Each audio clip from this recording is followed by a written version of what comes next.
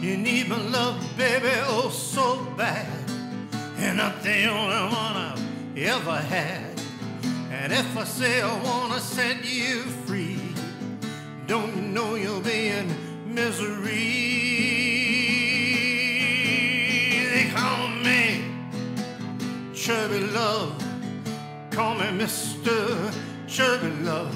They call me Chubby Love. I got the stuff that you've been dreaming of. Live from Union, South Carolina, Chubby Love.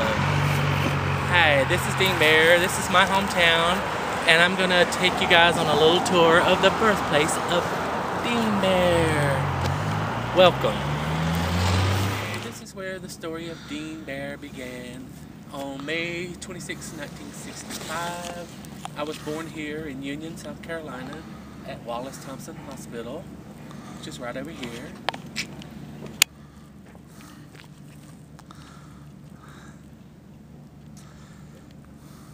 My mom, Sandra Davis, and my dad, Paul, had me and my brothers and sisters, and we lived most of our life here in Union, South Carolina. The cool thing about my hospital birth was the guy who turned out to be my best friend was born within just a few minutes of me, and so we shared the room together. And we met in 2nd grade and have remained friends through all these years. It's been about 45 years since I'm 45 years old. Anyway, so that's kind of where it all began. And now I'm going to kind of take you on a journey through my little life here in Union. Alright, come with me. Okay, this is where the house used to be that me and my parents lived in when I was actually born. We lived here until I was about 3, 4, 5. I can't even remember, it's been so long. But the house has been torn down, and now there's a factory here, and so it's just a parking lot now. But right here on this very spot, my brother Pete and I got into my mom and dad's station wagon, and he was about 6, I was 5, and he or I'm not sure which one, put it into gear, and we started rolling, and the car got all the way to the edge and probably would have flipped over if my dad had not ran out of the house super fast and saved our day.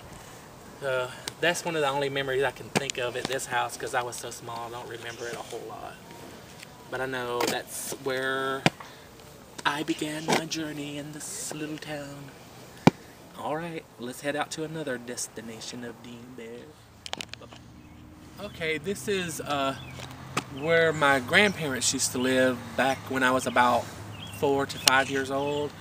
There was a house that sat right here.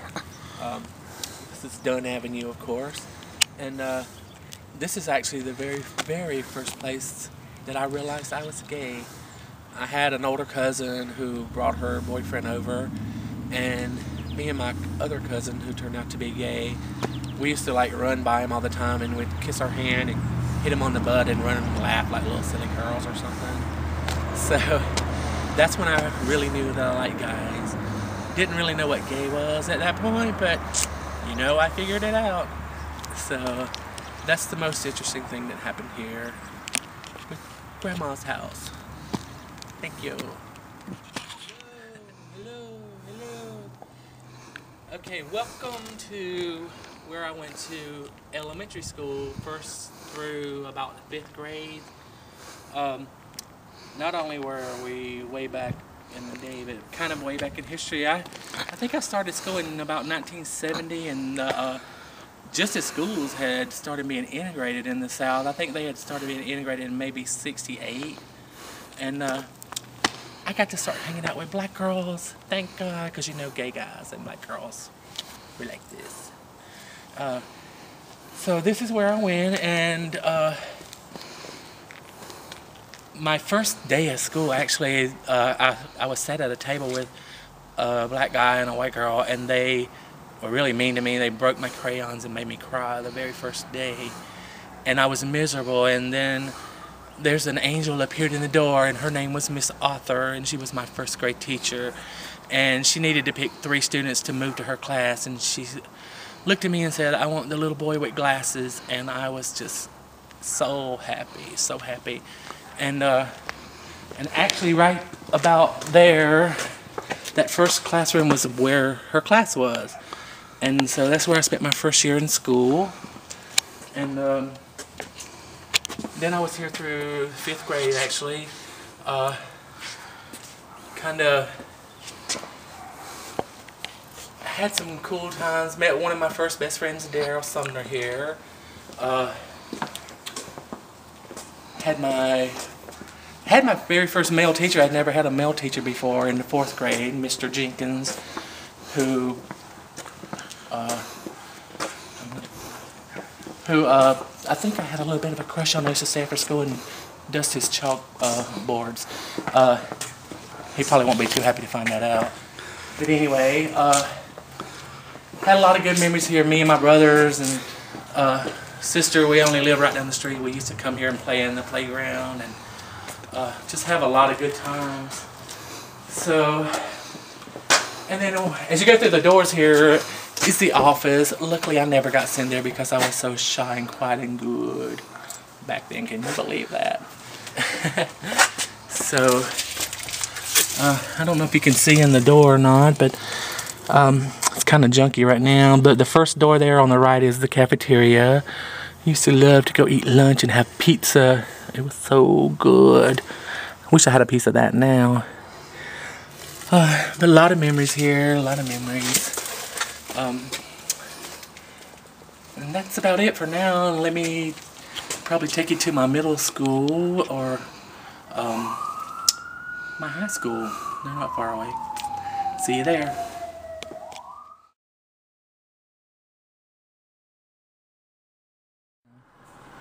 Okay, right over here is the house on Hart Street where I spent a good part of my childhood. I think I moved there when I was about 5 years old and stayed there until I started the 6th grade, which I would have been about 12, I guess.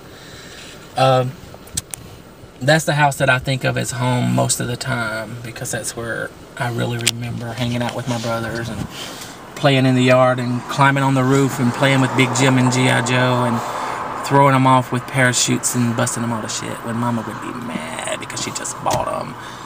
And me and my brother would play with rocks and think they were little cars, and we'd build tracks under the house. And then there was one time that me and my little brother Daryl, we wanted to do something like Batman and Robin, and we used a blue towel and a pair of my mom's blue panties and a yellow towel and a pair of my mom's yellow panties.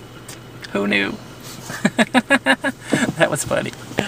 Alright, this is the house where I spent a lot of my childhood. My grandparents lived here. The house is really run down and somebody's put tacky wood on the front. It used to have a big, beautiful front porch. And it's really kind of tacky. Of course, it was tacky when my grandpa lived here because he would put plastic flowers back when they made those in the day out in the yard. He would go to the graveyard and get them out of the trash and put them out. So he always had fresh, pretty flowers in the yard. And he built a wooden wishing well and used the paint bucket. And he would use the flipped out tires where they would carve them and paint them white for flower pots. So it was real country. And he used to work in the little building out back, repairing bicycles and having yard sales constantly. It was an always open yard sale. So that was kind of wild. And my grandparents had 12 kids, 54 grandkids, and about 56 great-grandkids back in those days. So, and they never even owned a house. They rented all their entire lives. So they didn't have much, but as my friends say, they had sex. A lot of it, apparently. So you can see where I got it from. In this church over here, God, we used to love to play over here because there's all kinds of little caverns and big tombstones you could climb and hide behind. So had a lot of fun over there too, and actually even played football once or twice in my life. I know y'all guys don't believe that, but I did. You don't believe me, do you? Alright, so that's the story of Dean Bear. Hope you kind of enjoyed learning a little bit about me and my life before coming out. So, thank you.